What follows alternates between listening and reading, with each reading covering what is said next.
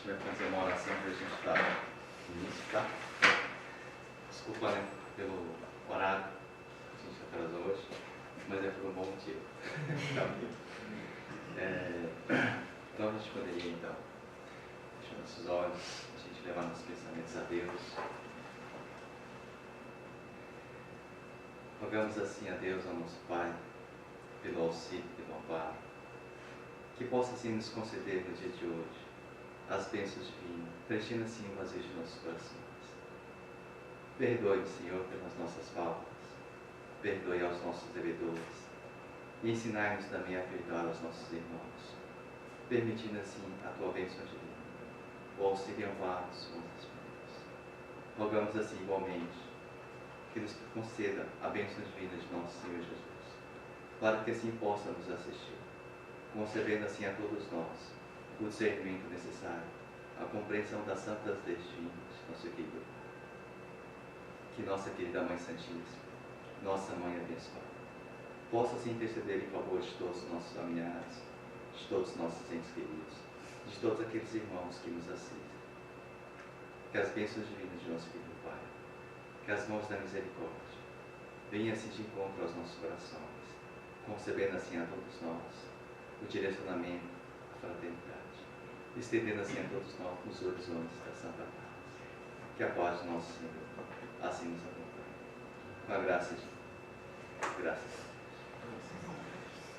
Deus. O Deus vai estar fazendo uma prece de caixas para a gente está indo lá. Prece de caixas. Deus nosso Pai, que sois todo poder e bondade, dai força àquele que passa pela provação, dai a luz àquele que procura a verdade. Ponte no coração do homem a compaixão e a caridade. Deus, dai ao viajor a estrela guia, ao aflito a consolação, ao doente o repouso. Pai, dai ao culpado o arrependimento, ao espírito a verdade, à criança o guia e ao órfão o pai. Senhor, que vossa bondade se estenda sobre tudo que criastes. Piedade, Senhor, para aqueles que não vos conhecem, esperança para aqueles que sofrem. Que vossa bondade permita aos Espíritos Consoladores derramarem por toda parte a paz, a esperança e a fé. Deus, um raio, uma faísca do vosso amor pode abrasar a terra. Deixai-nos beber das fontes dessa bondade fecunda e infinita, e todas as lágrimas secarão, todas as dores acalmar-se-ão. Um só coração, um só pensamento subirá até vós, como um grito de reconhecimento e de amor. Como Moisés sobre a montanha, nós vos esperamos com os braços abertos, ó poder, ó bondade, ó beleza, ó perfeição. E queremos de alguma sorte alcançar vossa misericórdia. Deus, dai-nos a força de ajudar o progresso a fim de subirmos até vós. Dai-nos a caridade pura, dai-nos a fé e a razão, dai-nos a simplicidade que fará de nossas almas um espelho onde se deve refletir a vossa imagem. Que assim seja.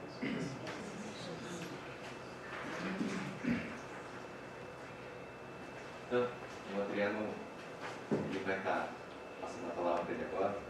Tá? O Adriano, ele é, se eu estiver errado, você me corrige.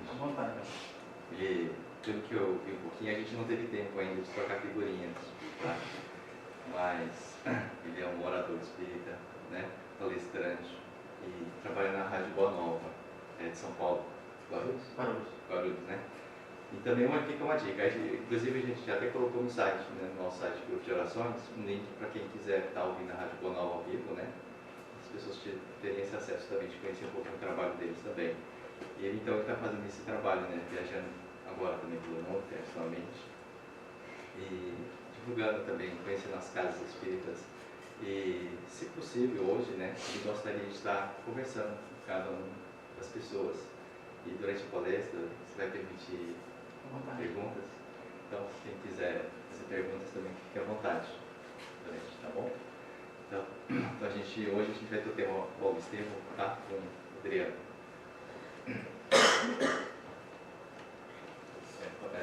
Tá baixo. Acho que pode falar tudo. Tá, né?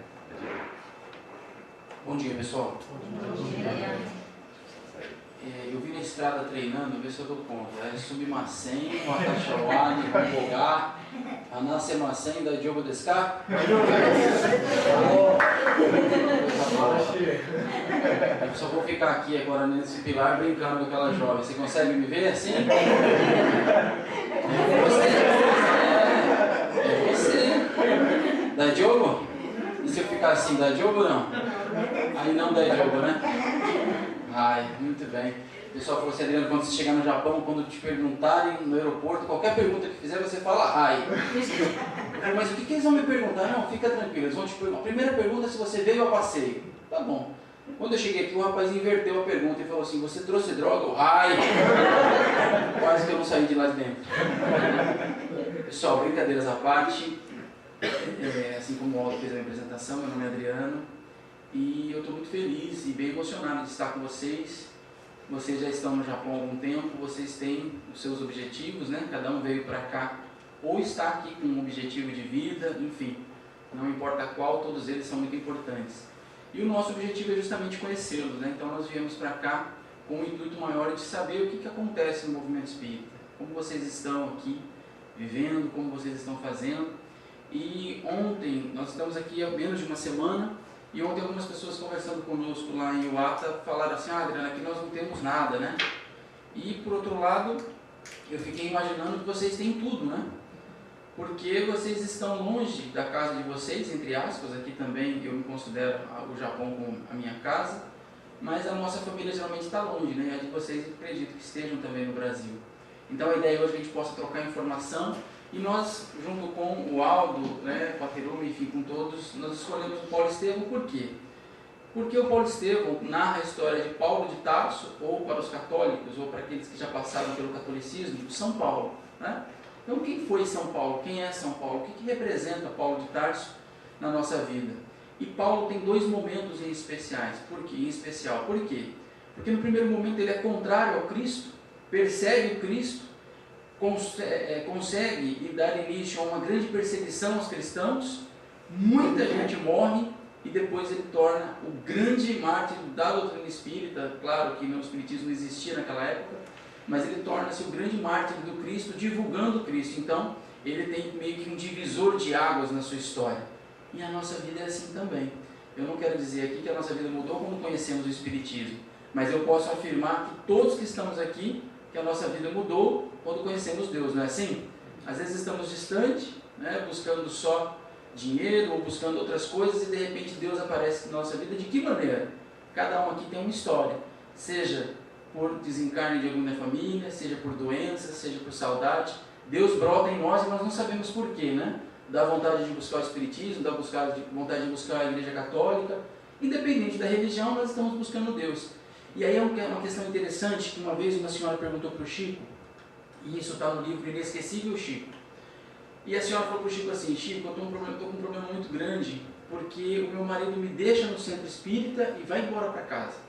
Ele não entra de jeito nenhum, ele não vem comigo no centro espírita. O que eu faço? Eu não aguento mais isso. E aí o Chico perguntou para ela, falou, senhora, onde ele está agora? E aí ela imediatamente respondeu, em casa. Ele falou, pois é. Graças a Deus, né? Imagina se ele estivesse no bar, estivesse jogando, estivesse fazendo muitas coisas que você não gostaria. E aí o Chico dá uma frase fantástica que ele diz assim, Deus espera de nós, primeiro, que nós sejamos bons, e depois que nós busquemos Ele. Então é interessante nós entendermos isso, que nós precisamos ser bons, independente da religião, né? Conversando com o Aldo anteriormente, o Aldo falou assim, Adriano, mas tem problema a gente cantar uma música evangélica? Eu falei, o único problema que tem é se o Binha cantar. Se o Binha não cantar, né, não tem problema nenhum. Por quê? Porque a ideia é nós confraternizarmos, a ideia é que nós possamos estar juntos. E a música faz isso, né? A música nos emociona, enfim. Então nós escolhemos aqui o Paulo Estevão, essa luz aqui da frente, não é a luz, não dá para pedir para Deus apagar o sol lá fora, né, Aldo? Vocês conseguem enxergar bem aqui? Sim, né? Muito bem. Quem já leu o livro Paulo Estevão, pessoal? Alguém já leu? Só o Aldo? Então tá. Quem tiver dúvida pode levantar a mão, não tem problema, a gente vai respondendo e vamos orientando, ok? Maravilha. O livro Paulo Estevão foi psicografado por Francisco Cândido Xavier, ditado pelo Espírito Emmanuel, e narra a história de Paulo de Tarso, como nós vamos ver aqui. As imagens que nós vamos ver aqui hoje não estão no livro, vocês vão terminar de ouvir a palestra e vão dizer, nossa, eu quero o livro emprestado, eu quero comprar esse livro. E quando vocês comprarem o livro, vocês vão falar assim, meu Deus, o Adriano é um mentiroso, porque não tinha nenhuma imagem no livro. Não tem. Como é que funciona? Deixa eu explicar para vocês. Esse projeto Imagem, o Américo Sucena, que é o idealizador do projeto, leu o livro, resumiu cada capítulo e deu na mão de um desenhista chamado Moser Couto, que é um desenhista profissional. Esse desenhista leu o livro, leu o resumo e de cada capítulo ele fez um desenho de acordo com o que ele entendeu do capítulo. Então nós vamos narrar o livro aqui, contar a história do livro e mostrar as imagens para vocês entenderem melhor. Dá, Diogo? Eu ainda fico bom nisso no Nihongo. Ainda fico bom nisso. E aí, olha que interessante. Nós vamos entender que a história começa no ano de 34. Que ano que é esse, pessoal, de 34? Vocês lembram? É 34 depois do quê? Qual acontecimento? Da crucificação do Cristo. Então, depois da vinda do Cristo, ou seja, depois da vinda do Cristo, no ano 34, em Corinto, é uma cidade na província de Acaia, na Grécia, lá em cima. O que acontece então? Um senhor de nome Jochedebe está indo a um combine da época. Estou ficando bom, né? Um supermercado da época. Você já acha, né? Eu fiquei treinando a semana inteira essa frase e aí um amigo nosso, o Cleberson, falou assim, não, Adriano, não precisa nada disso não, é só você falar Nihongo ou Akaranai. Eu falei, agora você deixa eu falar a frase, que eu treinei ela toda, né? Se eu soubesse que era uma palavra só, eu não tinha treinado. Você dá risada, né, Tata? Deixa você. E aí, então, em Corinto, Jochedebe sai ao supermercado para comprar algumas coisas. Mas a cidade está cheia de soldados romanos. Por quê? Porque algum tempo atrás, os escravos se revoltaram e tiveram a necessidade de chamar muitos soldados para conter aquilo. Maravilha. Ele, então, quando passa por alguns soldados, ele fica na dúvida, porque ele é judeu, o que ele vai fazer, então? O que ele vai falar? Ele abaixa a cabeça e passa em silêncio. E aí um soldado diz, como ousas passar por nós e não cumprimentar? E aí ele não tem reação e o soldado dá um tapa na cara dele. E ele fica muito sem graça, muito chateado, porque não havia feito nada e vai para o supermercado. Faz a sua compra e na volta ele encontra com outro grupo de soldados. Só que agora ele dá a volta, ele deu a volta do quarteirão, mas ele encontra com outro grupo. O que ele pensa? Se eu não cumprimentei e apanhei, agora eu tenho que... né? E quando ele faz o cumprimento, o soldado faz o seguinte, como ousas nos cumprimentar? E, dá outro tapa na cara dele. Derruba tudo aquilo que ele havia comprado no chão, e ele então fica todo machucado e sem entender por que apanhou. Quando chega em casa, o filho e a filha, Gesiel e Abigail, perguntam, pai, o que é isso? O que aconteceu com você, pai? E ele então diz, olha, aconteceu isso, explica a história, e diz, aqui nós vamos ver Jochedebe, e diz ao filho, eu vou amanhã ao imperador Licínio Minúcio e vou reclamar. E o filho diz, pai, não faça isso. O governador não vai gostar. E ele não é gente boa. É melhor você esquecer isso. Mas ele insiste. Não, eu vou reclamar os meus direitos. E Gesiel, então, tira uma folha das leis mosaicas para ver o que acontece. O que sai. E aí, então, o que acontece? O que está escrito nessa folha? Está escrito o seguinte, confia e tenha fé em Deus. E o Gesiel diz, olha pai, olha a mensagem que saiu aqui. Espera, confia, não vai lá fazer isso. Mas o pai não está nem aí. Faz o quê? Vai no dia seguinte aonde? Lá no governador. A cara de bonzinho dele. E aí ele chega lá e começa o quê? A reclamar, Olha, ontem eu apanhei 2 vezes, sem necessidade, me bateram, fizeram isso e aquilo. Um tempo atrás já tomaram minhas terras. E eu vim aqui reclamar. E aí o governador diz assim, muito bem, a partir de hoje, todas as suas terras são minhas. Você tem 3 dias para sair da sua casa. E ele então começa a lembrar do filho e da mensagem no dia anterior, Confia em Deus e espera. E aí então ele se vê perdido. Vamos dar uma pausa aqui e fazer uma reflexão juntos. Quando alguém faz alguma coisa de ruim para nós, o que nós fazemos com essa pessoa? Prece, não é assim? Não, Tem uma vontade de torcer o pescoço dela na hora, não dá, Caçou? O que a gente faz? A gente faz prece ou a gente fica com raiva? Geralmente fica com raiva, E ele então, Jochedebe, parece que é parente nosso, porque ele também fica com muita raiva do governador. O que ele faz? Tem uma ideia brilhante. volta para casa. No caminho, ele entra nas terras do governador e faz o quê? Bota fogo. Já que não é meu, não vai ser de ninguém. Aquilo começa a pegar fogo, mata algumas pessoas, fere 2 dos melhores trabalhadores do governador, porque tentam apagar o fogo, e vai para casa. O filho não chega. No final da tarde, Gesiel entra todo chamuscado. Olha o fogo lá atrás da janela. Abigail leva um susto quando vê o irmão daquele jeito. E o irmão chega e fala: pai, algum maluco pôs fogo na terra do governador, você acredita? Quem será que fez isso? E o pai diz: fui eu, meu filho. E Gesiel fala: bom, pode ter certeza que o governador vai cobrar. Imediatamente bate na porta 2 soldados e dá voz de prisão aos 2. Inclusive a Gesiel, que havia tentado apagar o fogo, ajudado a apagar o fogo. Os 2 vão presos e na cadeia, então, Gesiel põe o pai deitado no chão e orienta a irmã, porque com certeza ela seria muito judiada, né? Enfim, tudo aquilo que vocês possam imaginar que os romanos fariam com uma mulher, ela sofreria as consequências por ser uma mulher e sozinha. Ele então orienta dizendo que caso o pai e ele desencarnasse, morresse, era para ela sumir de Corinto. E ela então começa a fazer prece, ele ajeita o pai no chão, ajeita ela também no chão, e fica na janela a noite toda orando, fazendo prece. No dia seguinte vem o julgamento. Os 2 então, amarrados a um tronco, levam a ordem, ganham a ordem do governador para que o velho leve 10 bastonadas. Só que quando o centurião vai dar a primeira, o filho, Gesiel, para proteger o pai, diz o quê? Fui eu que coloquei fogo, não faça isso. O governador sabia que Gesiel não tinha colocado fogo, inclusive tinha ajudado a apagar. Só que ele entende a situação e diz assim: então você dobre para 20 bastonadas, porém agora nos 2. O centurião, com muita raiva, quando vai dar a primeira, acerta o pescoço de Jochebed. E ele então começa a sangrar e a morrer. Gesiel pede à irmã Abigail, que está aqui, que ore, que cante o Salmo 23. E ela começa então a cantar e comove a todos que estão no salão, todos, inclusive o governador. E que diz: tira ela daqui, porque ele fica comovido com ela cantando e com a fé dela. Um centurião que está aqui muito bravo, pega ela pelo braço, com muita violência, e tira ela do salão.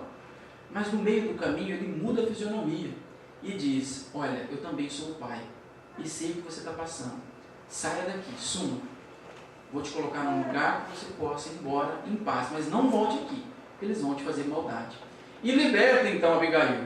Abigail sai dali, sem saber para onde vai, o que fazer, e vai para uma cidade chamada Jope, onde Zacarias e Ruth a recepcionam.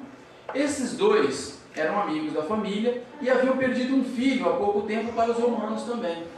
Então eles falam: olha, a partir de hoje você será nossa filha de coração, fique em casa conosco. Ela então é recepcionada com muita febre, muita tristeza, mas aí nós vamos lembrar o que aconteceu com Gesiel, com o irmão de Abigail. O que vocês acham? O que vocês imaginam? Naquela época, era um costume que todas aquelas pessoas que eram presas e condenadas eram mandadas para as galeras. As galés. O que eram isso? O que é isso, Adriano? Barcos onde esses escravos remavam nesses barcos a vida toda. Esses barcos, quando saíam do porto, nunca mais ancoravam. Então eles paravam, desciam só aqueles passageiros, os escravos não viam a terra mais. Então quem era condenado e mandado para as galeras, nunca mais via a terra. Não tinha liberdade. Trabalhava até morrer. Ou por doença, ou por velhice, ou porque eles jogavam no mar, quando não serviam mais. E Gesiel então é mandado para as galeras, e aqui nós vamos vendo ele remando. Só que vocês percebem que o timoneiro aqui, ele coordena o ritmo das remadas com um bumbo. Então, bum, bum, bum, bum, e eles vão remando. Quando acelera a remada. Quem quiser ver bem esse exemplo, no filme Troia mostra bem. Quando eles vão fazer o ataque, o cara aumenta a batida e todo mundo tem que remar de acordo com a batida para aumentar a velocidade. Hoje é no pé, né? A gente pisa no nosso Honda, né? Assim, casou? E ele vai embora, vai lá dentro, tem alguém fazendo bumbo e tem alguém remando também, vocês não estão vendo. Ele então percebe que Gesiel é muito tranquilo, muito calmo, e não precisa apanhar para trabalhar. basta um olhar. Eu acho até que Gesiel era japonês, é que basta um olhar, ele trabalhava certinho. Brincadeira. Ele então percebe que todas as ordens de Gesiel seguem ao pé da letra. Numa das paragens, sobe ao barco Sérgio Paulo, um romano com alto cargo, né, no escalão. Ele então fica doente. E quem é mandado para cuidar de Sérgio Paulo? O escravo bonzinho, né, que não vai reclamar. Imagina colocar alguém que reclama para cuidar de um doente? Não dá, né? Ele então está com lepra. Gesiel conhecia todos aqueles bálsamos que a sua mãe ensinava. Então ele pede para o capitão do barco que recolha tudo que tiver, né, de unguento, enfim, de ervas, faz o remédio e passa dias ao lado de Sérgio Paulo cuidando. Dias depois, Sérgio Paulo está curado. Porém, Gesiel já está com manchas no corpo, com sintomas da doença. E aí então o capitão do barco diz o quê? Homem ao mar, vamos jogar ele no rio, né? Vamos jogar ele no mar. Só que tem que pedir a permissão de quem? De Sérgio Paulo, que foi curado por ele. E quando eles pedem a autorização, Sérgio Paulo falou, não, negativo, o cara cuidou de mim, ele salvou minha vida, eu não posso deixar jogar no mar. Faz o seguinte, coloca aí no seu caderno, capitão, que nós jogamos ele no mar, e deixa que as outras coisas eu resolvo. Pega então Gesiel muito doente e deixa-o na praia. Vai com um barco até a praia, deixa ele na praia e se afasta. Deixa um dinheiro para ele e volta para o barco. Na manhã seguinte, Gesiel percebe que alguém está mexendo em sua roupa. Ele não sabe o que é. E quando ele desperta, quem é? Um ladrão, tentando roubá-lo. E tem um punhal na mão. Gesiel então acorda com muita febre e diz, olha, não me mate. O dinheiro que eu tiver você pode levar. Imediatamente o ladrão muda de postura, né? Não, meu irmão, vou te matar não, fica tranquilo, né? Dá jogo. Ele já tinha pegado o dinheiro, né? Dava dar jogo. E ele leva então para a casa de uma outra pessoa, porque ele lembra da casa do caminho. Nesta casa, esse rapaz cuida dele. No dia seguinte, nós vamos ver então ele sendo levado para a casa do caminho em Jerusalém no ano de 35. Um ano já de história que nós estamos narrando. Efraim, que é o cara que recebeu Gesiel na sua casa pelo ladrão, leva Estevão na casa do caminho. Aqui nós vamos ver a figura de Tiago e aqui a figura de Pedro. Perdão, Tiago e Pedro. Tiago usava as túnicas da época. E aí então, quando ele se aproxima, Tiago faz o quê? Tiago era muito ranzinza, né? Muito firme. Fala, ó, aqui não cabe ninguém aqui mais não, tá lotado, pode vazar, vai embora. E Pedro fala, não, nós não podemos fazer isso. Jesus nos ensinou que todos têm que ser cuidados, esse também. E recepciona Gesiel, e leva Gesiel para dentro. Aqui, pessoal, nós vamos fazer uma reflexão, porque é muito interessante entender que essa casa do caminho, entre aspas, é o primeiro centro espírita da história. Mas, Adriano, o espiritismo surgiu em 1857. Tem um pouco mais de 150 anos. Essa história tem mais de 2000 anos. Como é que pode ser isso? Nós temos que entender que os moldes da Casa do Caminho é exatamente os mesmos moldes de um centro espírita. Como? Palestra pública, atendimento aos necessitados, atendimento fraterno, a prática da caridade, amor ao próximo, que é exatamente o que nós fazemos dentro de um centro espírita. Então aqui na Casa do Caminho é a primeira igreja da história, não tinha ainda o catolicismo nem nada na época, era o Sinédrio que comandava o cristianismo. Então nós vamos entender só como exemplo, ok? Maravilha. Ele então é atendido ali e Pedro, como nós vamos ver aqui, percebe que toda vez que ele está na cama delirando, ele começa a falar. Mas ele não fala coisas sem sentido, ele fala sobre as leis mosaicas. Então mesmo Gesiel, com delírios, fala de coisas que ninguém conhecia. E Pedro, quando ouve aquilo, se interessa e senta ao lado e fica ouvindo. Por quê? Porque ele percebe que são informações que estão nas leis mosaicas e que ele nunca havia ouvido ninguém falar, muito menos algum doente. Quando então Gesiel fica curado, Gesiel começa a fazer perguntas e pergunta do mestre. Ele fala, olha, eu queria muito conhecer o Messias. E Pedro então dá a notícia, dizendo, olha, o Messias já veio e já foi. E aquilo para ele é muito triste, porque ele sempre sonhara com o Messias. As leis mosaicas sempre narraram a vinda do Cristo. Ele então pede a Pedro, como é que ele pode conhecer então? E Pedro dá uma cópia de Mateus, Levi, a Gesiel. entrega uma cópia e Gesiel decora aquilo, devora, lê tudo.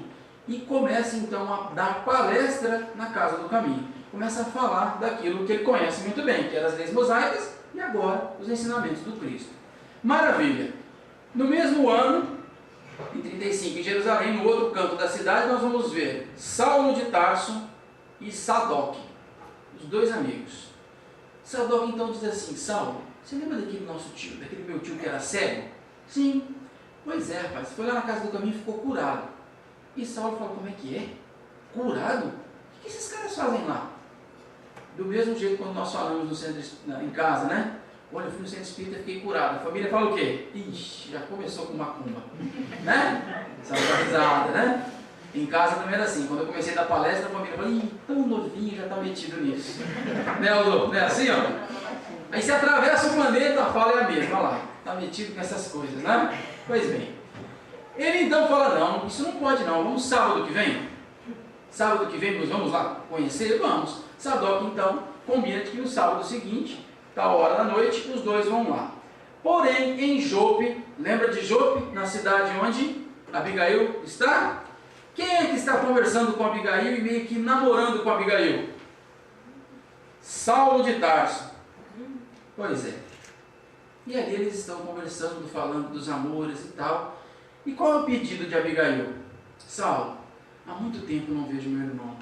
Me ajude, você tem tanta informação, você tem tanto conhecimento político, influência política. Ajude a encontrar meu irmão. E ele fala: fica tranquilo, eu vou encontrar. Saulo de Tarso era um grande corredor de biga, muito famoso, ganhava muitas corridas.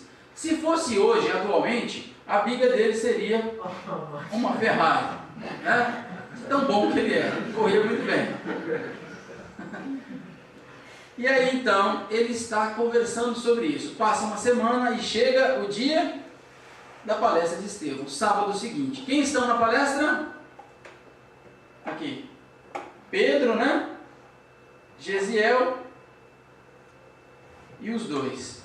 Nesse momento aqui, Pedro convida então, não Gesiel, mas convida Estevão para dar palestra. Porque no dia em que Pedro entregou os pergaminhos a Gesiel, conhecendo a história, ele diz: olha, como você é de Corinto, é melhor você mudar o seu nome. Então eu te batizo como Estevão. Então a partir de agora, não falaremos mais em Gesiel, e sim em Estevão.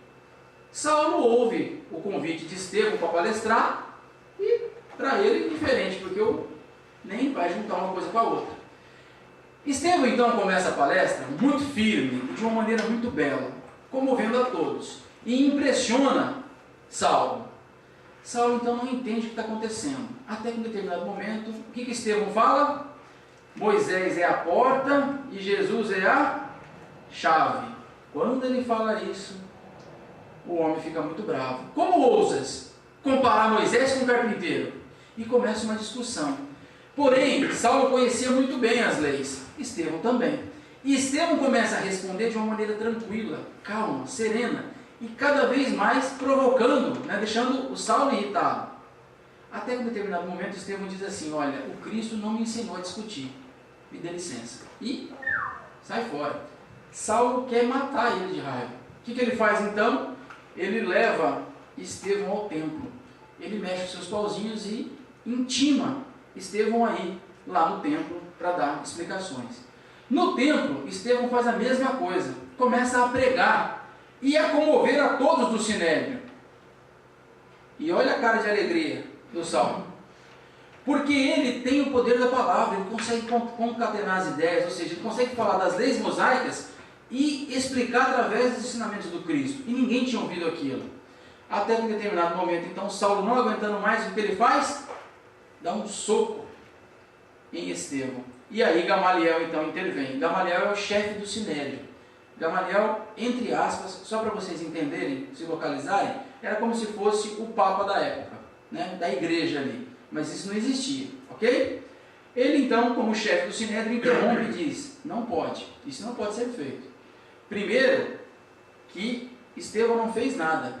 E segundo, para nós incriminarmos alguém, julgarmos alguém, nós precisamos ter prova. Então, que nós possamos averiguar melhor isso. Saulo não concorda, mas não tem como discutir com o chefe do sinédrio. até porque ele é seu mestre, porque Saulo está sendo preparado para assumir o sinédrio. E aí então Estevão volta, só que Saulo começa a mexer nos seus pauzinhos. E Gamaliel faz uma visita à casa do caminho, porque ele, como chefe, precisa averiguar o que está acontecendo lá. Como é a casa do caminho? Já que eu vou fazer um julgamento, eu preciso conhecer.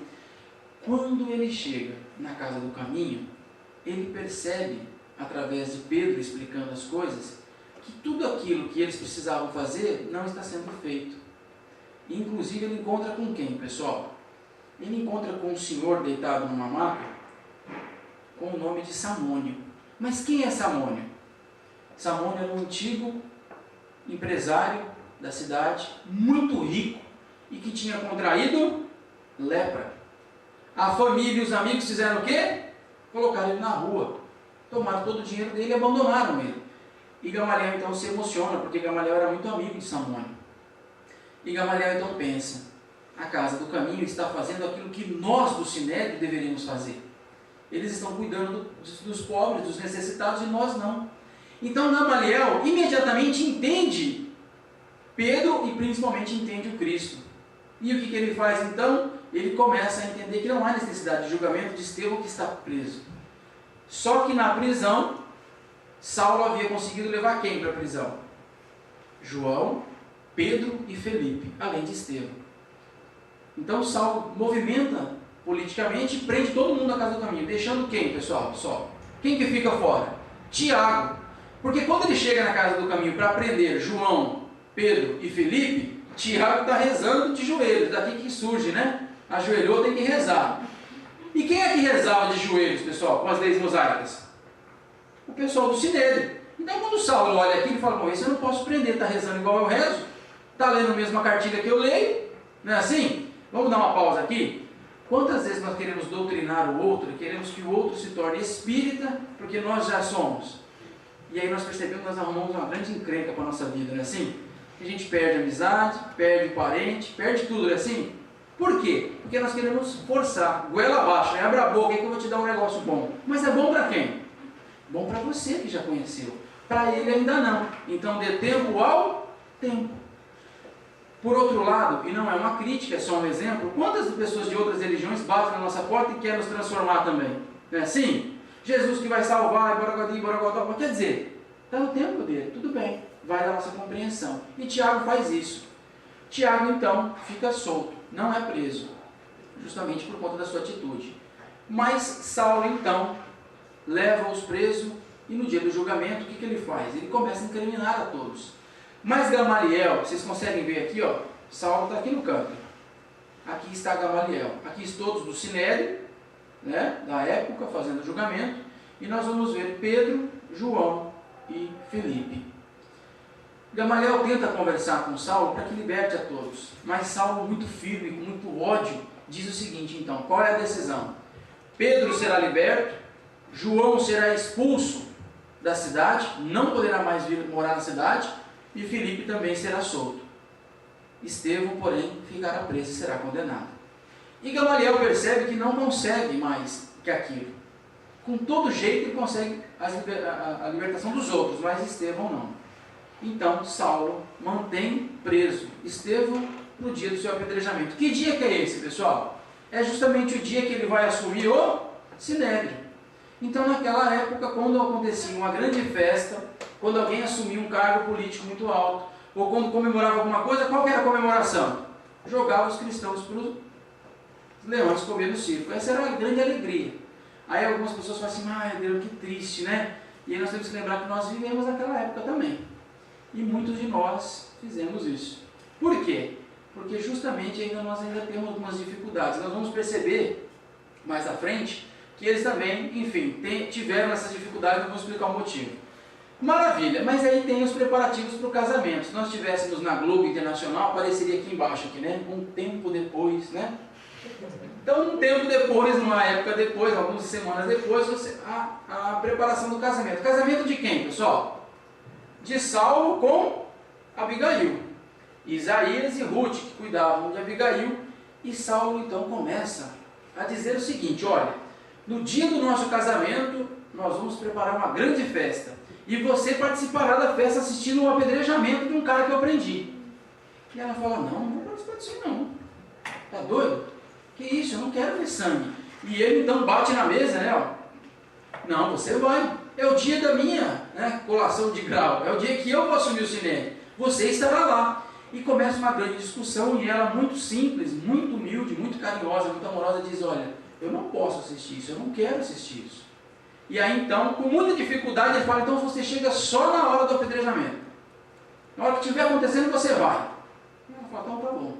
Ele pede então para Dalila, sua irmã, buscar Abigail no dia, e no dia então começa o apedrejamento. É toda uma grande festa, com muita pompa. Eles amarram Estevão num pilar, e Saulo então dá a ordem do início do apedrejamento. Naquela época não podia atirar pedra no rosto, mas aqui com Estevão parece que a coisa não foi respeitada. E ele começa então a levar pedradas, a machucá-lo, e em determinado momento, quando ele já está quase morto, ele vê uma luz na sua frente. E quando ele abre bem os olhos, ele vê que é o Cristo. E ele diz, Senhor, é ti. E quando ele fala isso, quem chega na hora? Abigail. Quando ela ouve a voz de Estevão, ela diz, é meu irmão. É Gesiel, Saulo. E Saulo fala, não, isso é Estevão. Não, é Gesiel, não, é Estevão. E fica uma discussão, até que Saulo fala, bom, para o apedrejamento e retira-lhe de lá. Serve vinho e pão para a turma, por isso que até hoje nós falamos, né, do vinho e pão, né, ou seja, pão e circo, porque era o que o pessoal fazia na época. Quando a população começava a reclamar, o que eles faziam? Colocavam todo mundo no circo, davam pão e soltavam os cristãos lá dentro, porque era alegria, todo mundo ficava quieto. No Brasil acontece isso ainda hoje, né, com os nossos políticos lá, mas de um jeito diferente. A gente dá uma palestra depois dela sobre isso. E olha que interessante então, Saulo tira Estevão do apedrejamento e leva ele para uma sala reservada. Quando chega lá, Estevão está totalmente, quase morto. Abigail fala assim, mas por que esse nome, Gesiel? O que está acontecendo? E ele então, com muita dificuldade, diz, minha irmã, eu conheci o Cristo. E ela fala, mas que Cristo é esse que te colocou numa roubada dessa? Né? Que Cristo é esse que te salvou? Olha onde você está. E ele fala, quando você conhecê-lo, você também vai entender. E com muita dificuldade ele conta toda a história e pergunta para ela, com quem você vai ficar? Eu estou partindo, eu não aguento mais. E ela, muito inocente, diz o quê? Vou ficar com meu noivo, o amor da minha vida, né? E aí então, uma pausa. O que nós falaríamos no lugar do Estevão, pessoal? Eita, a moça ali fez uma cara, não pode falar isso, mano. Eu sou médium, eu vejo e ouço tudo. O que nós faríamos com Saulo na situação de Estevão aqui? Nós queríamos matar ele no olhar, não é isso? Pois é, mas Estevão é diferente. Estevão, então, com um olhar muito doce, muito brando, olha para Abigail, olha para Saulo e diz assim, graças a Deus que você vai ficar com ele. Eu estou partindo e ele cuidará de você. Seja uma boa esposa. Cuide da família dele. Porque se ele defendeu Moisés até o último minuto, quando ele conheceu o Cristo, defenderá também. E morre. Saulo não consegue entender aquilo. De onde vem tanto amor? O cara foi apedrejado por ele e ele perdoa ali. De onde vem tanto amor? E aí então Abigail busca o olhar de Saulo, buscando ajuda, amparo, e Saulo diz, olha, a partir de hoje tudo acabou. Eu não posso casar com o irmão de um inimigo meu. Não quero mais saber de você. Manda ela de volta numa charrete para Jope e segue a sua vida. Ele então é encontrado com Gamaliel, que pede o que para ele? Gamaliel já era cristão, já havia se convertido. Gamaliel então pede o corpo de Estevão para enterrar. E Saulo não entende aquilo. Você também, Gamaliel? Esse Nazareno está me perseguindo, até você. E vai aumentando a raiva dele, né, pelo Cristo. Gamaliel então diz o que a ele? A mesma frase que Estevão havia dito na palestra. Meu irmão, eu não quero discutir. O Cristo não me ensinou a discutir. Eu quero só o corpo. Saulo não tem como negar, porque Gamaliel era o mestre dele. Então entrega o corpo, mas aí ele fica com mais raiva ainda. Só que 6 meses depois, essa pergunta eu vou fazer para o Aldo. Posso? Nós homens somos muito bobos, não é assim, pessoal? 6 meses depois, com quem que ele está com saudade? Você já sabe, né? Nem precisa perguntar mais, né? Nós somos assim, coração mole, nós somos duros, bravos, batemos no pé. Mas 6 meses depois ninguém aguenta mais, eu preciso dela, não é assim? Pois é, ele vai aonde, pessoal? Ele vai em Jope. Atrás de quem? Atrás de Abigail. Só que quando ele chega lá, Zacarias diz a ele, olha, desde o dia que você a trouxe aqui, ela não está bem. E aí Saulo fala, bom, ele deve ter falado mal de mim, né? E questiona, e o que ele fala? Ela nunca nos contou o que aconteceu. E ela sempre falou bem de você. E aquilo para ele chocou, porque imagina a mulher, você acha que a mulher fala mal de nós ou não, casou? Quando a gente pisa na bola, casou? Ei, aquele meu marido falar, viu? Terume, como é que é, Terume? Não é assim? O Aldo é maravilhoso, pisa na bola para você ver, Aldo. Não é assim, ó? Pois é, no Brasil também é assim, pessoal. Para quem está longe de lá, está do mesmo jeito que vocês deixaram. E ele então percebe que Abigail é diferente. Mas por que é diferente? Porque ele havia feito tudo o que fez e ela ainda não havia usado do que o Evangelho nos fala, pessoal? Da maledicência, né? Ah, ó, eu não quero falar mal para você não, viu? Mas fulano, toma cuidado. Não, ó, meu coração, ó, juro, não tem maldade não, mas meu Deus. Olha, o binho é difícil. Quer dizer, quando nós percebemos, já foi, né? A língua é maior que a boca, não é assim? Mas a senhora é tão doce, a senhora não deve fazer isso. A senhora tem essa carinha tão linda. A senhora, eu tenho certeza que a senhora não faz isso. E ele então percebe que a mulher era diferente mesmo. Pede para vê-la e quando ele adentra o quarto, o que está acontecendo lá? Ela está na cama, muito doente. E ele então pega em sua mão e diz, olha, eu não aguento mais de saudade. Vamos reaver o nosso projeto de vida, eu quero voltar. E o que ela fala? Ai, eu encontrei com o Cristo. Eita nós, é o que ele não queria ouvir. E ele diz, até você, mas na hora não é momento de discutir, ele precisa reconquistá-la, então é melhor ficar quieto, né? E ele então, e ela diz, olha, eu não sei se nós vamos ter tempo para isso, porque ela está muito doente. Eles conversam ao longo tempo e ele vai embora, mas quando ele chega em casa, no dia seguinte, ele recebe a notícia de um de seus empregados de que ela estava muito doente, muito mal. Ele corre de novo para Jope e quando ele chega lá, ela está realmente nos momentos finais. E ela diz a ele, olha, o meu irmão ontem, quando você saiu daqui, Saulo, ele veio me ver. E ele disse que o Cristo está me esperando. E aí ele fica maluco, imagina. O Cristo já havia arrebentado com a vida dele lá atrás. Agora vai levar a mulher dele. E aí então ele começa a gritar no quarto. Segura em suas mãos e diz, não, nós vamos ter uma grande família. E ela diz, sim, teremos, mas talvez não nessa vida. Quando ela diz isso, adentra ao quarto Estevão em espírito. E diz, minha irmã, chegou o momento. E ela então diz, olha, Estevão, ele está aqui. E Saulo começa a gritar, dizendo que não, que não, que não. E ela morre em seus braços. E aí ele fica muito feliz com Cristo, né? Ele vira então para Zacarias, muito nervoso, e fala, o que aconteceu? O que você falou para ela? Ele falou, não, eu não falei nada. Um tal de Ananias passou por aqui, e toda vez que Ananias vinha com umas folhas, uns papéis estranhos, ela ficava mais calma. E aí, então, o que Saulo faz? Saulo fica com uma grande vontade de apertar Ananias contra o peito, né? Mas não do jeito que nós estamos pensando. E ele vai então em busca de quem? De Ananias. Ele quer pegar o Ananias. Ele quer pegar o cara que está divulgando o Cristo. Como ele não consegue pegar o Cristo, ele quer pegar alguém que gosta do Cristo, não é assim? E aí o que acontece? Ele movimenta todo um grupo e parte em busca de Ananias aonde, pessoal? Na cidade de Damasco. Só que no meio do caminho, todos param para comer, menos Saulo. Saulo não consegue entender na mente dele, na cabeça dele, da onde vem aquele olhar tranquilo e sereno de Estevão e de Abigail. Ele conhecia as leis mosaicas de cor e salteado, ele vivenciava as leis mosaicas. Saulo não era uma pessoa ruim, apesar de parecer. Ele era firme, porém ele seguia as leis mosaicas, ele seguia aquilo que ele acreditava. Então ele não era errado, ele não estava errado. Ele não conseguia entender de onde vinha aquele amor. O orgulho era muito alto. Como perdoar alguém que te fez mal? Porque lembra das leis de Moisés? Vocês lembram, pessoal? Vamos lembrar de uma. Olho por olho. Era assim que funcionava. E o Cristo traz o que de diferente? Se alguém te bater numa face, dê a outra. Mas não é virar o outro lado para bater. É você dar outra coisa que não seja violência. Às vezes nós entendemos ao pé da letra. Ele bateu, então bate esse daqui, está melhor.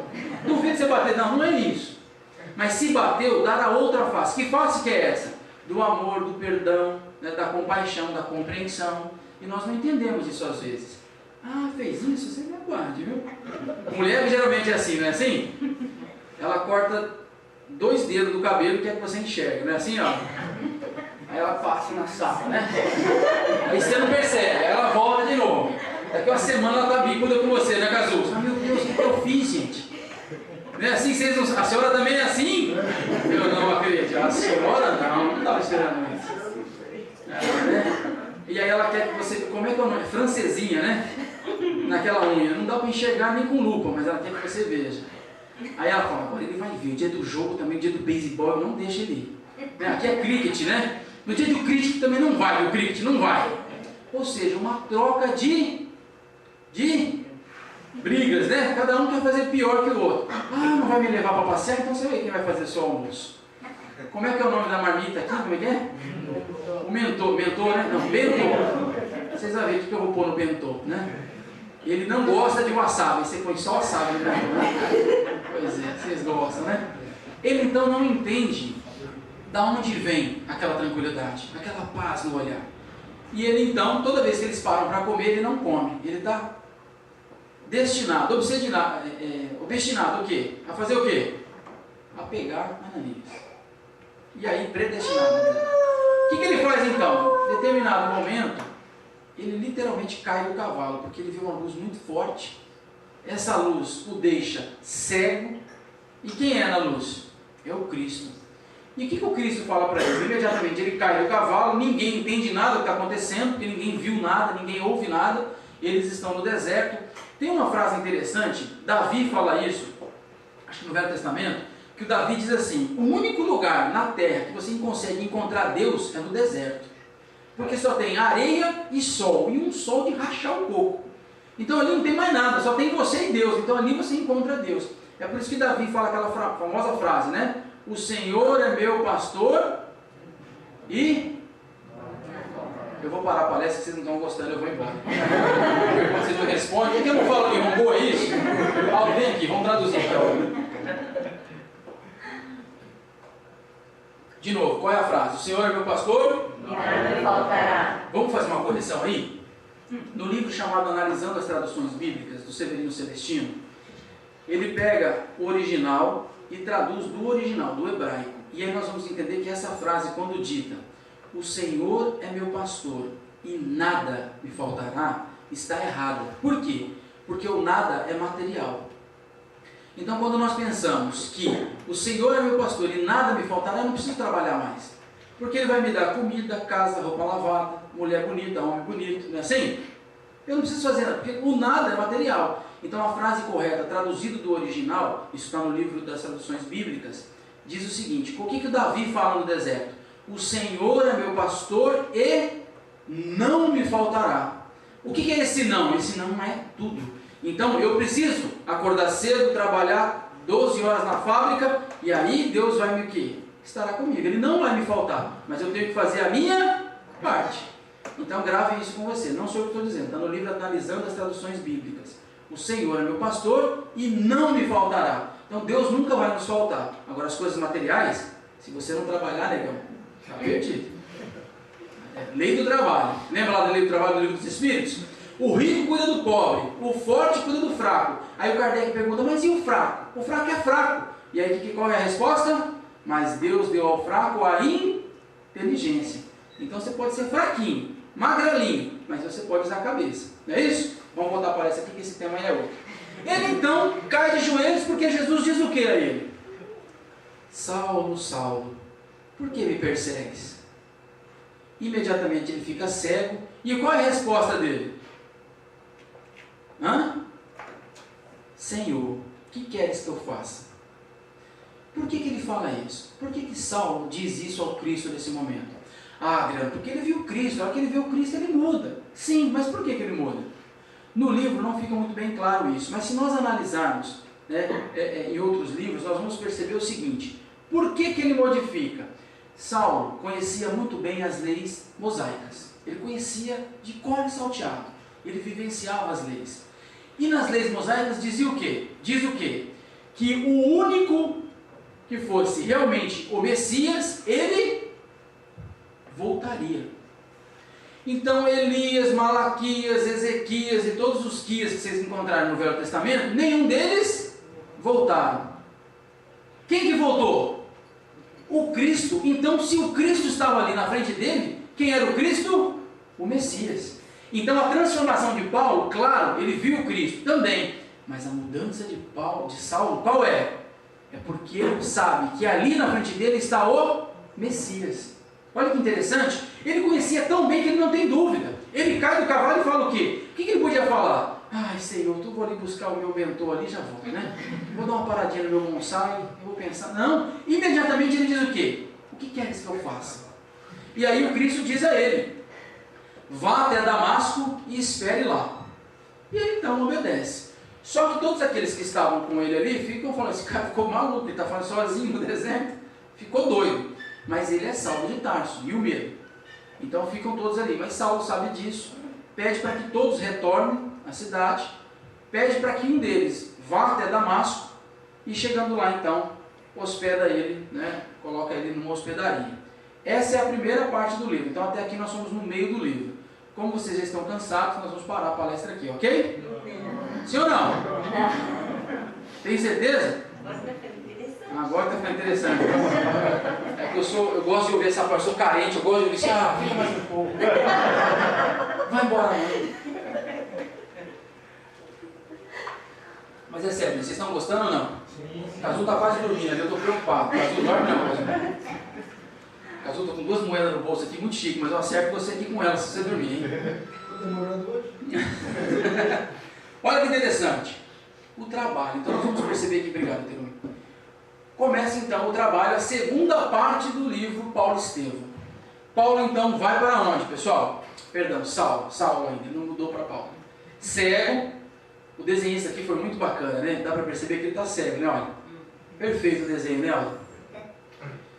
Vocês acham que essa hospedaria era boa ou era ruim? Isso aqui era coisa de primeira na época. Vocês acham que sim ou não? Não? Como não, rapaz? Olha aqui. Isso é o que tinha de melhor naquela época. Tinha até frigobar.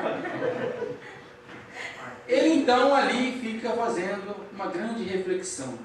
Até que 3 dias depois, alguém bate na porta. E ele pergunta, quem é? A porta se abre, silêncio total.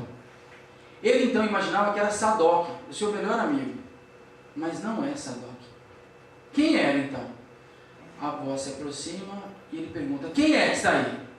E a voz diz, sou eu, meu irmão, Ananias. E aí então, imediatamente, ele cai de joelhos no chão chorando. No livro, a frase é exatamente essa. No livro diz assim, a ovelha de outrora vem salvar o lobo voraz. Então quer dizer, Saulo veio pegar quem? Veio matar quem? Ananias. E agora Ananias estava ali para curá-lo. Então a transformação, mas como é que Ananias sabia? Se na época não tinha WhatsApp, Twitter, Facebook. Quem que contou para ele que ele estava ali? Naquela hospedaria, naquela pousada. Quem contou isso para ele? E ele pergunta então. E Ananias diz, foi Jesus. Jesus pediu para que eu viesse aqui e curasse você. E aí então impõe as mãos. Saulo relata no livro que como se fossem escamas de peixe, muito grossas, vão caindo dos seus olhos. E ele então diz, estou enxergando, voltei a enxergar. Abraça Ananias e diz, como eu faço? Eu preciso aprender as leis, aprender os ensinamentos do Cristo. E aí então Ananias faz o que, pessoal? Tira do seu bolso, o que ele tinha de mais atualizado na época, que era um iPhone. Daí que veio então o iPhone. Surgiu aqui. O pessoal fala que foi o cara da Apple lá, como é que é o nome dele lá? Steve Jobs, não, é aqui, ó. Ananias Jobs. Tira uma cópia, né? Os pergaminhos e fala, olha, está aqui. Ele então diz, não, eu vou copiar isso aqui, vou aprender isso aqui e te devolvo. Ele falou, não, já decorei, pode ficar com você. Ele então fica com uma cópia daquilo e segue o seu caminho. Só que ele vai até a casa de quem, pessoal? Ele busca Sadoc, o melhor amigo dele. Quando ele chega lá, ele fala para o empregado, olha, fale com Sadoc, mas eu vou ficar aqui, não vou lá não, porque estava tendo uma festa e tal. E só que ele fica ouvindo. E o amigo, o empregado, quando bate na porta de Sadoc, Sadoc diz assim: quem? Saulo? Não. Diga que eu não estou. Fala que eu não estou em casa. Por quê? Porque Sadoc já sabia da informação, que ele havia ficado louco lá na coisa, que tinha contato com Cristo e tal. E aí então para ele é uma grande tristeza, porque o melhor amigo havia virado as costas para ele no momento que ele mais precisava. Para onde ele vai, pessoal? Quando nós lemos o livro dos Espíritos, quando nós viemos no centro espírita, qual a primeira coisa que nós fazemos? Nós queremos doutrinar todo mundo, não é assim? Rapaz, aprendi um negócio bom, não é? Rapaz, o negócio morre, reencarna, nasce de novo, vai para lá, fala com os espíritos, não é assim? Quer contar para todo mundo que você virou espírita, não é? Vou te dar um livro legal, bacana, você vai ver, Violetas da Janela. Olha o nosso lar que vocês indicam. Enfim, ele vai aonde, pessoal? No Sinédrio. E lá no Sinédrio todo mundo fala: ixi, chegou o cara. Ele era muito respeitado, todo mundo tinha medo dele e sabia que ele falava e conhecia muito. O que faz então? Deixa ele falar. Ele fala: eu quero falar aqui no púlpito hoje. Sobe e o que ele faz? Começa a pregar. E todo mundo vai ouvindo. Até que de repente ele fala o quê? Moisés é a porta e Jesus igual ao seu, é a chave. Quando ele fala isso, o povo fica maluco com ele. Você é doido? De onde você tirou isso aí, né? Só que ele é romano, não pode fazer nada com ele. Mas correm com ele de lá, manda ele embora. Ele sai dali então e procura quem, pessoal? Gamaliel. E ele então, muito triste, chora, dizendo a Gamaliel que ele não sabia o que fazia. Que ele havia conhecido as palavras do Cristo e ele queria ensinar agora o pessoal no Sinédrio, porque o pessoal do Sinédrio ia entender. Mas aí o Gamaliel diz a ele assim: lembra de você? O tempo que você demorou? Que você precisou para mudar? E aí então ele compreende que ele precisa realmente dar uma repensada, uma refletida. Era um costume da época que eles se afastavam, eles iam para o deserto, ficavam lá 2, 3 anos refletindo e depois voltavam. Ele faz a mesma coisa. E ele vai para onde, pessoal? Ele vai para o deserto trabalhar numa tenda que é do irmão de Gamaliel, Ezequiel, e que era um comerciante muito rico e tal, e que tinha várias tendas espalhadas no deserto. E aí então ele fica numa dessas. Quem é que atende ele? Quem é que recepciona ele? Áquila e Prisca, um casal. E sempre conversando. 3 anos depois, em determinado dia, Saulo percebe que em determinado momento eles se afastam. E com alguns papéis na mão. Ele então dá uma olhada para ver o que é aquilo e fala: são as escrituras. Olha, eu também sou cristão, viu? E aí os 3 se abraçam, todo mundo junto, que alegria, e começam a orar, a ler junto. E aí ele pergunta aos 2 o quê? Por que vocês estão aqui no deserto? Lá na cidade estava muito difícil, um tal de Saulo de Tarso começou a perseguição, e a gente morre de medo dele, e nós estamos fugindo dele. E aí depois de tanta conversa, eles perguntam: e você, quem é? E ele fala: pois é, eu sou o Saulo de Tarso. Já pensou, pessoal, a cobra dentro de casa? Tem gente que fala assim: quando eu dou essa palestra no Brasil, eu falo: em casa eu tenho uma só. É mentira, não pode pensar isso não. E olha que interessante então. E ali ele percebe então tudo que ele havia feito. Ele retorna para Jerusalém e vai aonde, pessoal? No Sinédrio, que ele quer pregar lá. Quando ele chega lá, o que ele fala? Moisés é a porta, e o povo quer pegar ele, mas ele é romano, impõe o direito, ninguém faz nada. E busca Ananias em Jerusalém. Só que Ananias diz: meu irmão, corre que o bicho vai pegar. Suma daqui, porque eles vão vir atrás de você. O Sinédrio vai até Ananias e bate em Ananias muito, né? Os centuriões da época batem muito em Ananias, mas Ananias não conta onde está Saulo. Ele não revela. Saulo então, na madrugada, foge através de um cesto e pula o muro de Jerusalém. Jerusalém é toda, né, murada. E vai para onde, pessoal? Ele não sabe para onde ele vai. Ele busca quem, pessoal? A casa do caminho. Aí ele bate lá. Quando o Tiago abre a porta, quem é que vê? Saulo de Tarso. Boa noite, eu quero ficar com vocês. Tiago foi negativo. Aqui não, negão. E o Pedro faz o quê? Olha, nós temos que atender. E Tiago falou: você está maluco? O cara que mandou matar Estevão, cara. E começa a grande discussão. E Pedro realmente fala: bom, Tiago tem razão. Não dá para recepcionar o verdugo do passado. Mas Pedro desconfia de alguma coisa. e diz a Saulo: olha, não dá para te recepcionar hoje, nós não temos lugar, aquela conversa toda, né? Então Saulo dorme uma noite ao relento, na rua. Chora muito, fica refletindo sobre aquilo que ele havia feito, enfim. No dia seguinte ele retorna e Pedro recepciona ele,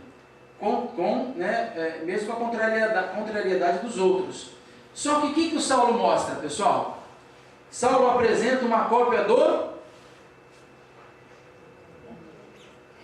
pergaminho. Quem deu esse pergaminho para Saulo? Não, antes de Ananias. Depois de Ananias, perdão. Gamaliel. De quem que Gamaliel tinha recebido uma cópia? De Pedro.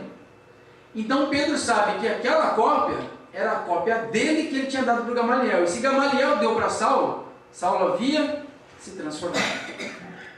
E aí então, eles conversam o tempo todo. E Saulo começa então a contar sobre aquilo. E a partir dali então as coisas começam a se modificar. Mas Saulo tem uma grande pendência, pessoal. Com quem? Com Isaías, o seu pai. E ele busca então o pai. Quando ele chega na casa do pai, o pai faz o quê? Ô meu filho, graças a Deus você está curado. Eu fiquei sabendo daquela maluquice que você estava acreditando no Cristo e tal. Que bom que você está de volta e bom. Ele fala: pois é, pai. Eu continuo acreditando no Cristo. E o pai então fala: olha, aqui você não mora mais. Esqueça que você tem pai. Saia daqui. Ele se afasta, mas o pai, mesmo muito orgulhoso, muita raiva, no fundo, é o filho dele. Então o pai pega uma bolsa de dinheiro e dá para um empregado e diz: olha, alcance meu filho e entregue isso para ele. Saulo quer negar isso, não aceita o dinheiro. Fala: olha, eu não quero, não preciso nada disso. Fala: diga ao meu pai que eu não preciso. Mas ele começa a lembrar que agora ele não tem mais ninguém. No Sinédrio ele ganhava, ele tinha uma renda, agora não tem mais. E era o costume da época que todos os filhos aprendiam a profissão do pai. E Saulo tinha aprendido o quê? A ser um tecelão. Então ele pensa nisso e aceita o dinheiro, e é com esse dinheiro que lá na frente ele vai comprar um tear para ele. Ok? Ele então dorme ao relento, numa caverna, e quando ele dorme, aqui nós vamos ver, pessoal, e aqui é interessante explicar isso, no Livro dos Espíritos fala. Quando nós dormimos, o nosso espírito sai do corpo, mas ele continua ligado. Vocês conseguem ver aqui, ó? Tem criança que fala: tio, é uma fumacinha, né? Sim, como se fosse um cordão, aquele cordão prateado que nós gostamos de falar, né, os espíritas. Isso que nos mantém ligado ao corpo. Então, quando alguém chama, ou quando o cachorro late de noite, o espírito volta para o cordão e fala: ó, tá latindo lá, volta aqui para alguma coisa, né? Ele então sai do corpo, e quem ele encontra? Com Estevão. Quando ele vê Estevão, ele começa a chorar, não consegue falar nada. E ele quer pedir perdão, né? Ele quer pedir, como é que é? Gomém, né? Gomém. E Estevão diz ele assim: meu irmão, calma. Quem de nós nunca errou? Quem de nós nunca tropeçou na vida? Fique tranquilo. Né? Se fosse japonês, diria, né? Daijoubu. Né? E aí então o que acontece? Saulo lembra de Abigail. Quando ele pensa em Abigail, quem que aparece? A própria. E ele então começa a chorar e pensar: eu queria tanto ter casado com você. Não fala nada, ele só pensa na família. E ela diz: Saulo, Saulo, todos aqueles desgarrados do Cristo serão a nossa família a partir de agora. E ele entende o recado.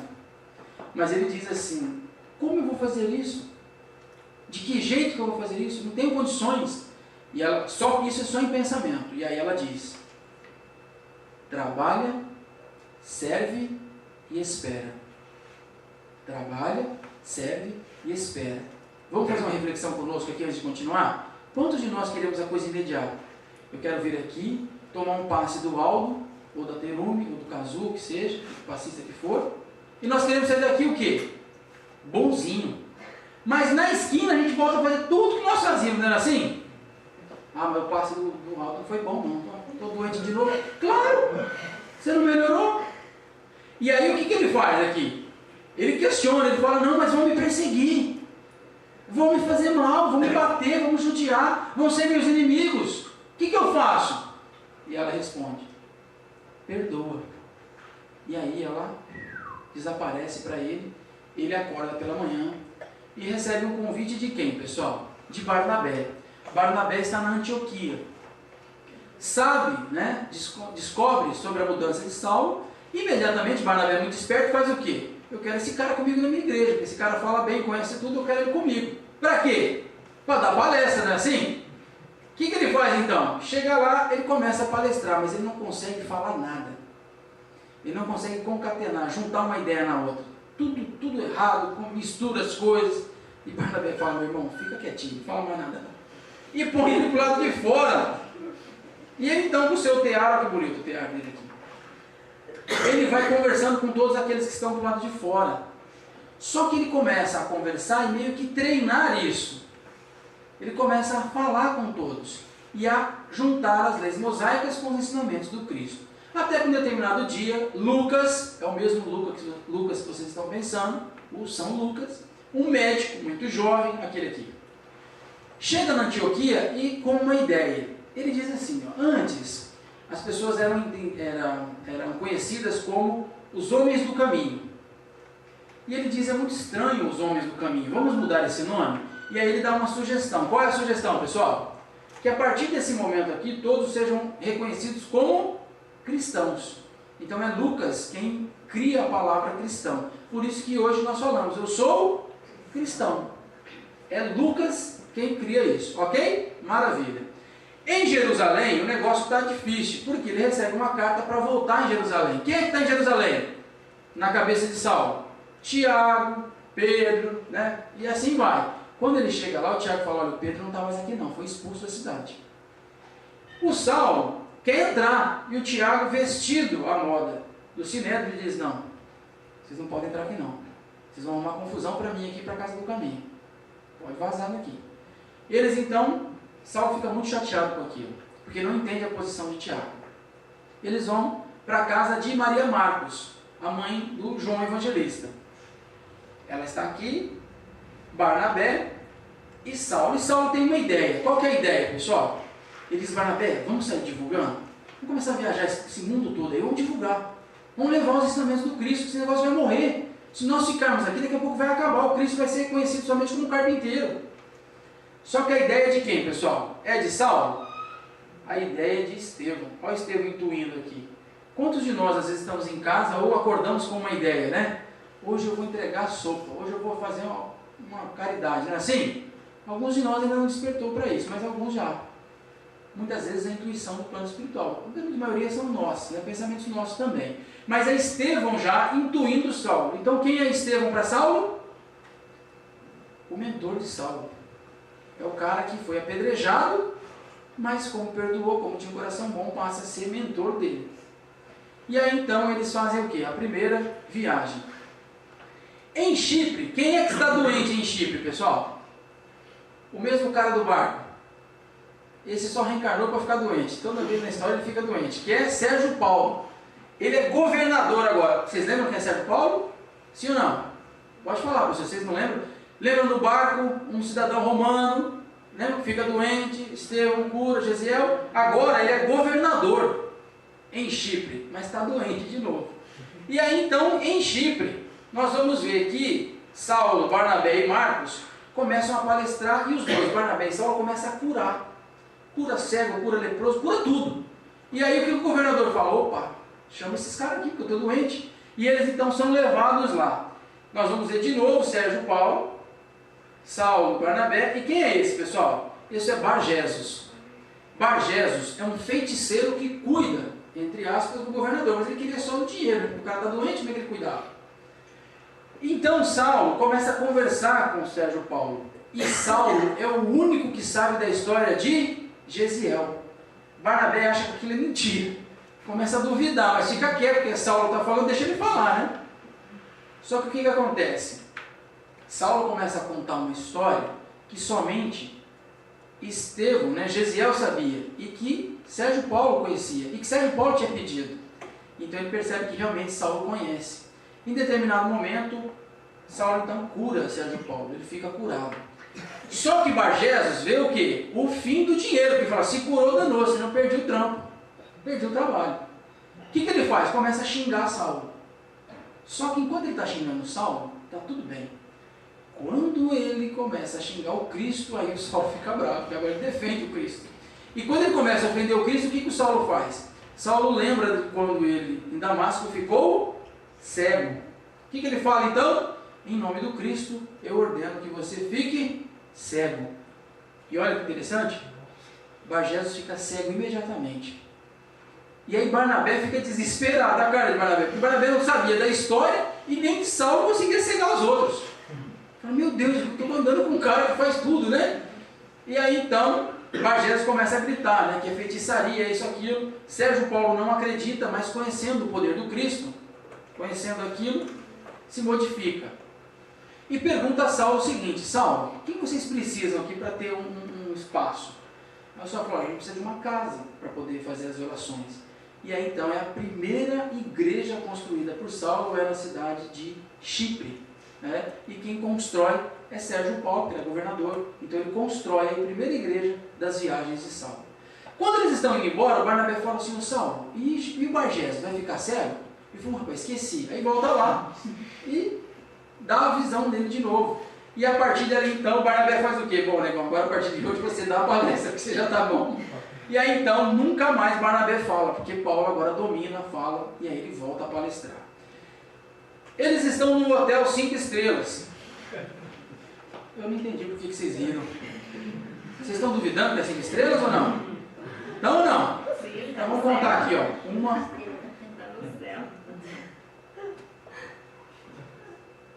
Mas são 5, não são? Não, não coloquei nada não, já estavam aqui já, ué. Vocês duvidam, tá? E eles então estão aqui, e nesse momento aqui, Saulo começa a lembrar de Estevão, e lembra da história da mudança do nome. E por conta que eles estão em Chipre, e Sérgio Paulo havia ajudado, ele então passa a se chamar Paulo de Tarso. Ele diz então: Barnabé, a partir de hoje eu sou Paulo, e não mais Saulo. Mas por que Paulo, pessoal? Vocês sabem?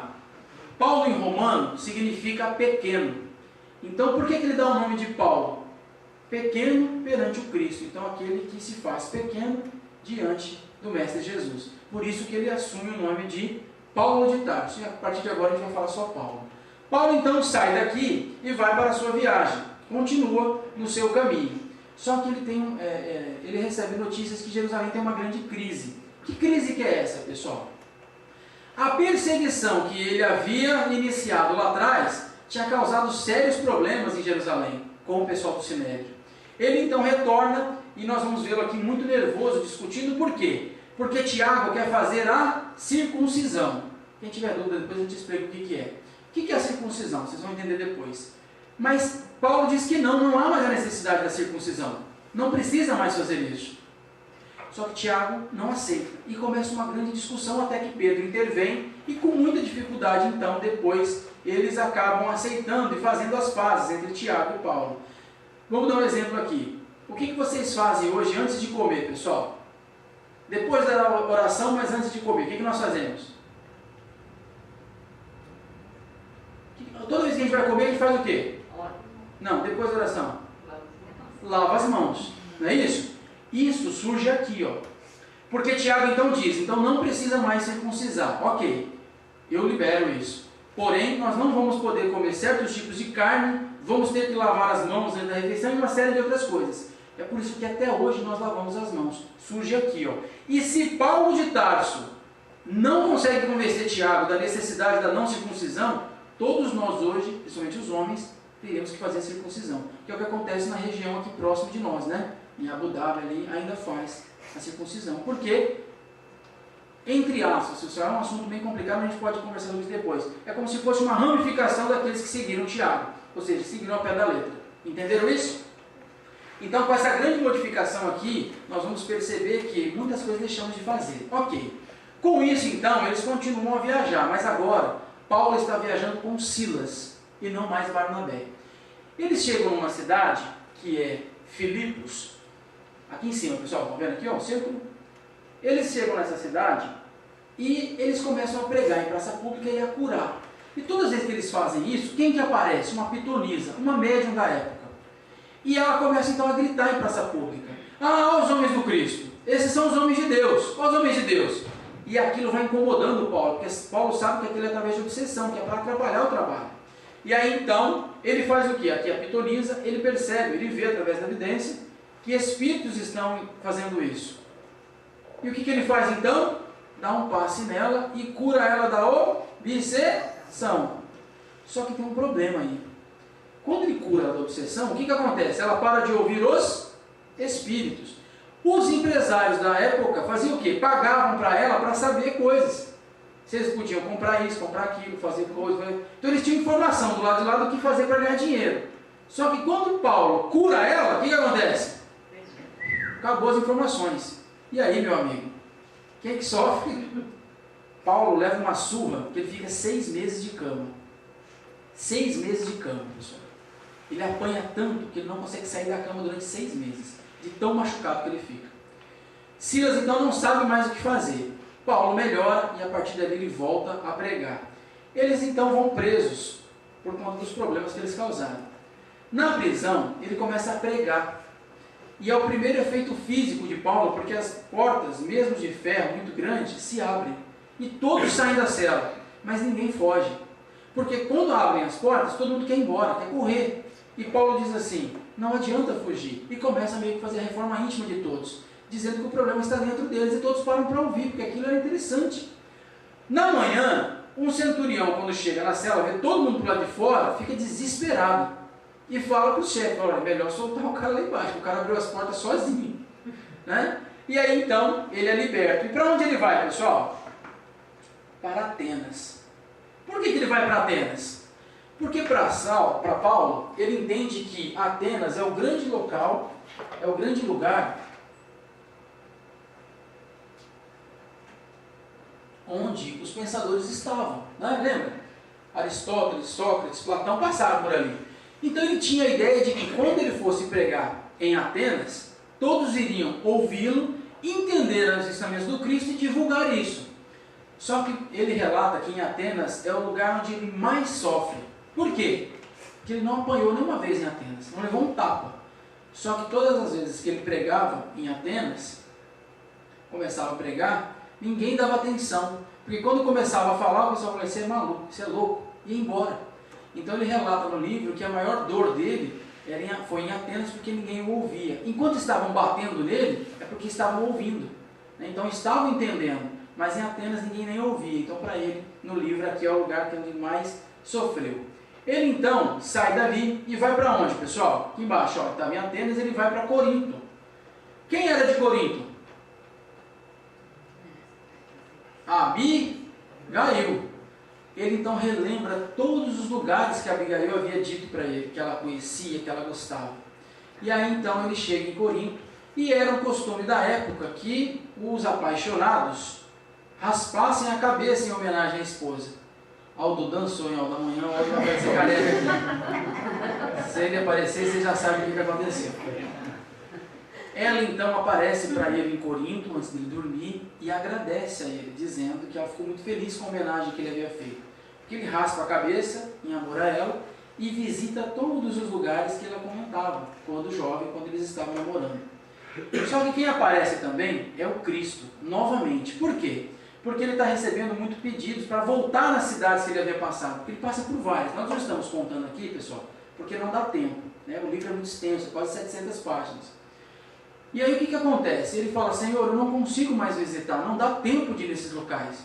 E aí o Cristo diz a ele então o seguinte, Paulo, escreva. E aqui então surgem as cartas de Paulo. Lembra lá? Primeiro aos Coríntios, primeiro aos Tessalonicenses, por aí vai. São várias. Ele então começa a escrever. E Jesus diz o seguinte, eu te ajudarei através de Estevão. E aí ele determina que Estevão oriente Paulo nesse trabalho. E o interessante é que em algumas cartas de Paulo, nós vamos ler, escrito assim, eu vos digo, blá, blá, blá, ou seja, é o próprio Cristo quem escreve a carta. Então algumas das cartas é Paulo, é o próprio Cristo quem escreve isso, quem dita essas cartas. Paulo então, ao dormir, recebe, antes de dormir, um desses dias, em Corinto ainda, ele recebe uma carta de Jerusalém. Quem é que está pedindo para ele ir para lá? Tiago. E ele fala, eu não vou não, aquele cara é maluco, não deixou eu entrar aquele dia. Ele tem mágoa de Tiago, ele não gosta de Tiago, não se dá bem, tem problemas com Tiago. Nós temos problemas aqui com alguém, pessoal, sim ou não? Melhor voltar para a palestra, né? A moça lá atrás, né? Mas a senhora também tem problema com o próximo?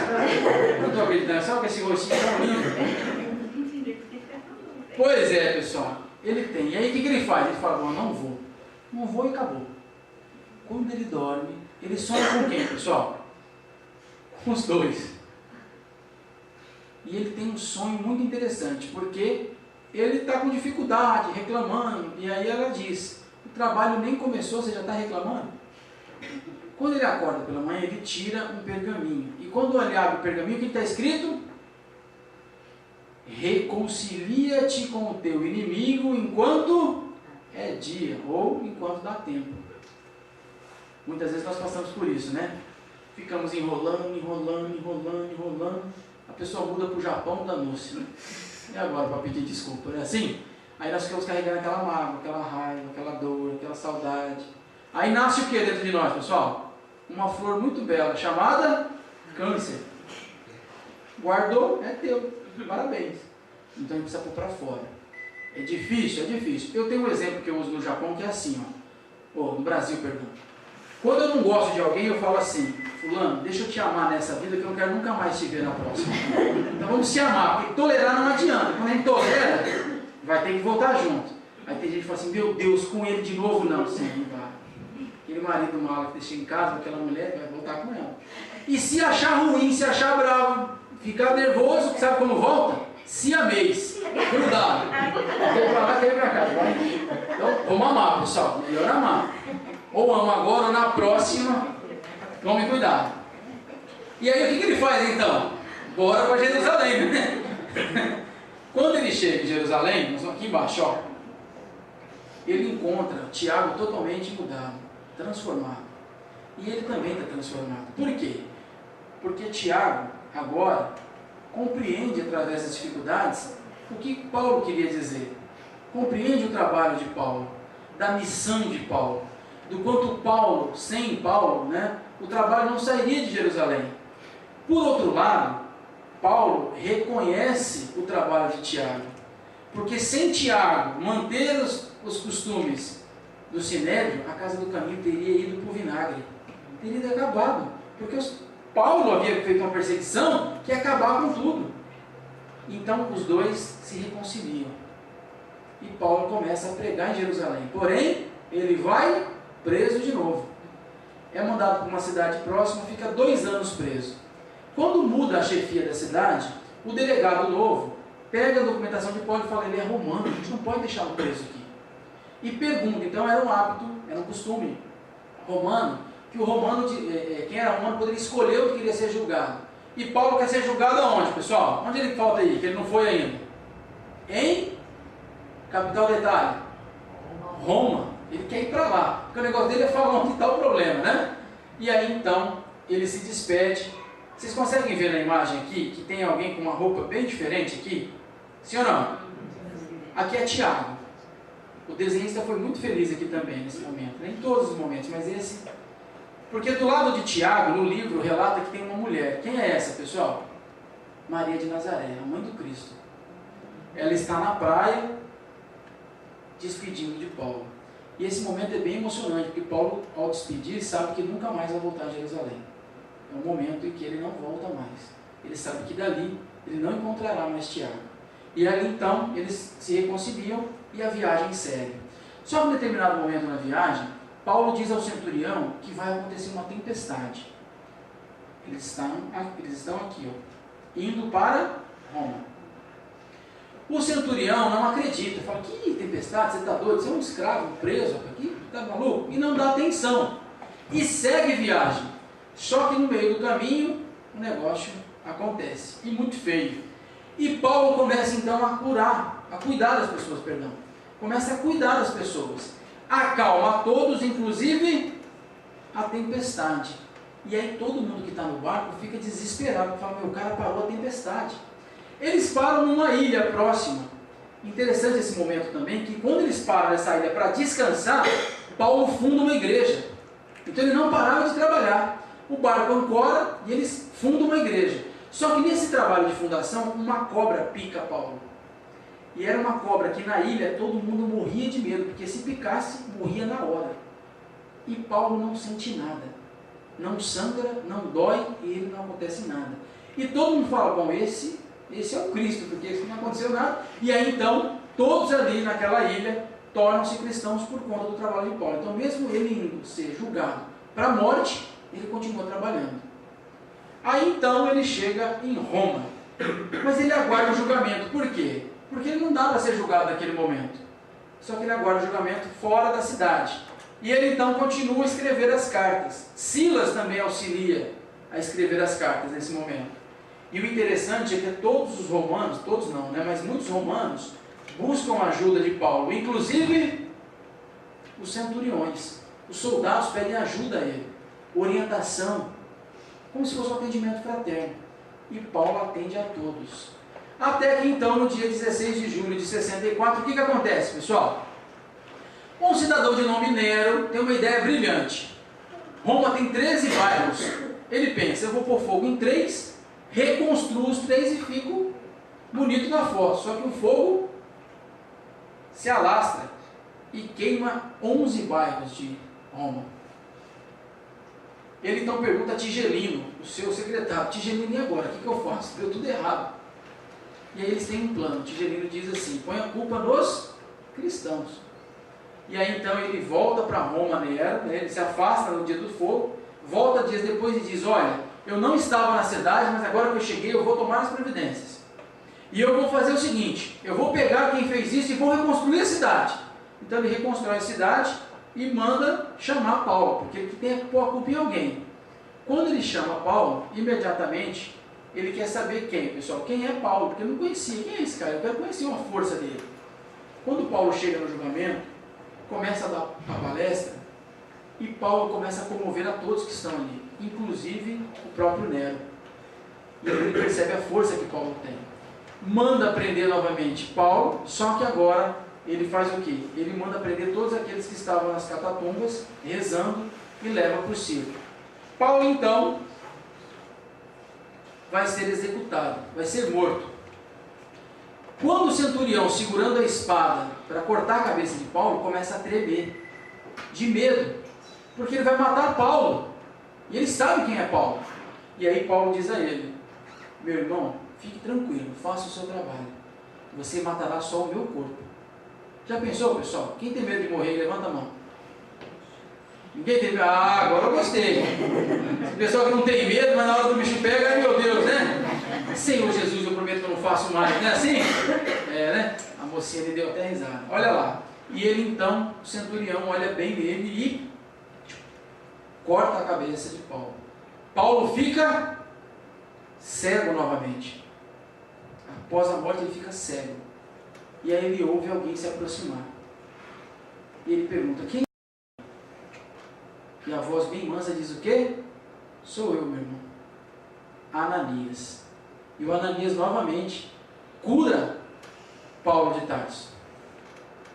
Devolve a visão a ele. E ele percebe que Gamaliel está junto com Ananias. Os dois já haviam morrido, já haviam desencarnado. E os dois estão com ele. Adriano, eu estou percebendo que Paulo aqui ficou mais jovem. Isso pode? Para a mulherada que gosta de fazer plástica, quer ficar mais jovem, tem uma recomendação. Morreu, fica novo na hora. Então, para quem quiser, melhor não, né? Melhor ficar do jeito que está, né? A moça olhou ali para o marido e falou assim, não quero mais fazer plástica, né? Tá tudo da idioma, né? Muito bem.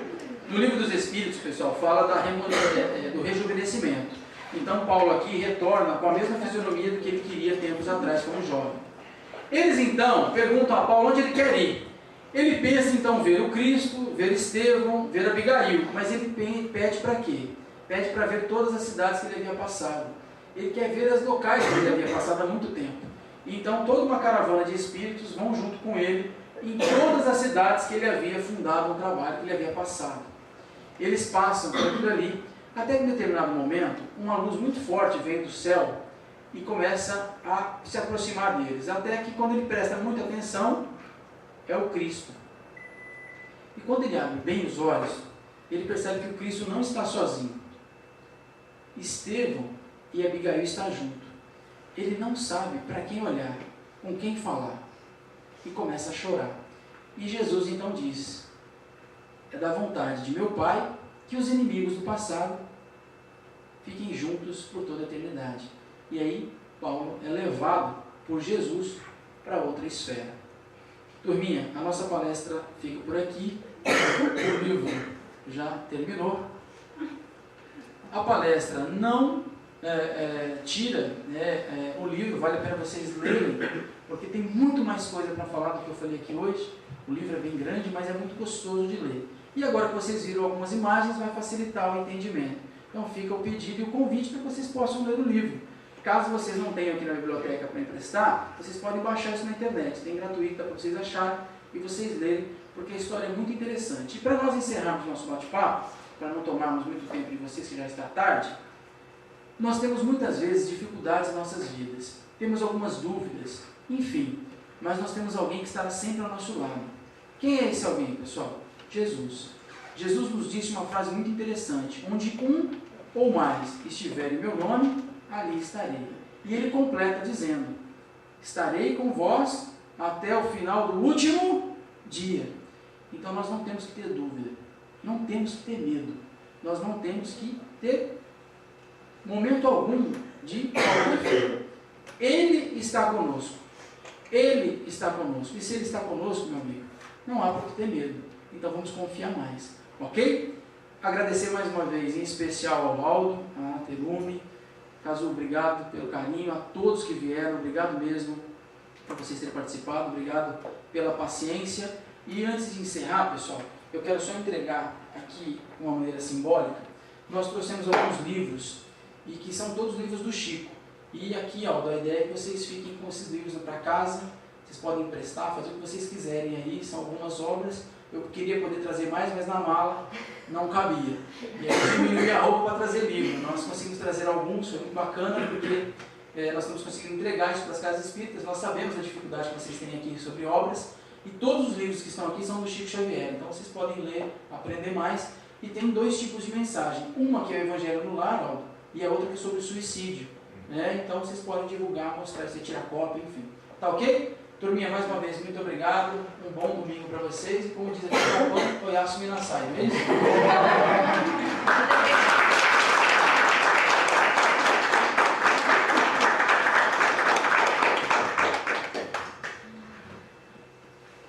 Se vocês não forem embora, eu vou falar mais.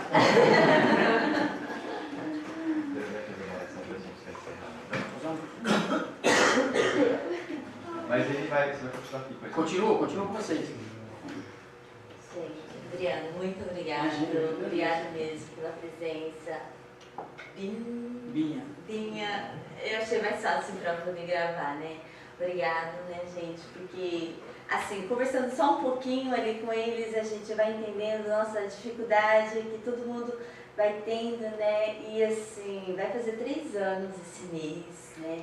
Que nós estamos aqui nessa sede. Então, para a gente foi um presente enorme, vamos dizer, do alto de Deus, porque só Ele mesmo, só Deus, para poder estar aqui ajudando, pegando cada um, né, dos filhos dele e fazendo essa união como foi dado, né? Assim, como exemplo no livro de Paulo. E eu acredito que todos nós temos um pouquinho de Paulo dentro do nosso coração. Porque quem não passa por essas lutas, quem não passa por essas dificuldades, né, essa saudade dos nossos parentes, as dificuldades de trabalhar na fábrica, a família que a gente precisa estar estando mais unida, né, mostrando, como diz, nós temos que viver o Cristo dentro da nossa casa.